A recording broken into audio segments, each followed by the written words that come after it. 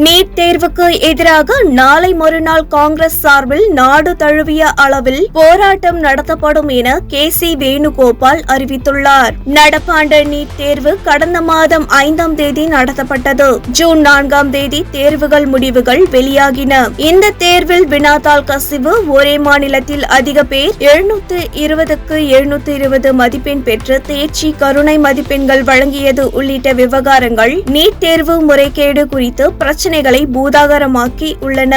NEET தேர்வை ரத்து செய்ய வலியுறுத்தி தமிழ்நாட்டில் எழுந்த முதல் குரல் நாடு முழுவதும் வலுப்பெற்று வருகிறது.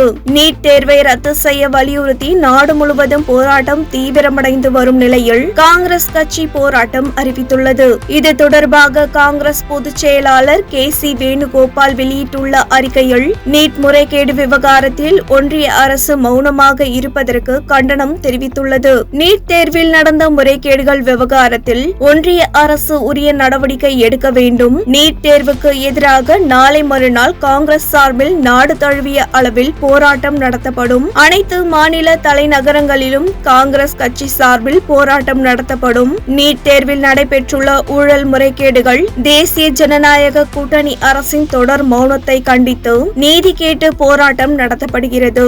ஆர்ப்பாட்டத்தில் கட்சியின் மூத்த தலைவர்கள் மற்றும் நிர்வாகிகள் பங்கேற்க வேண்டும் என உத்தரவிட்டுள்ளார்.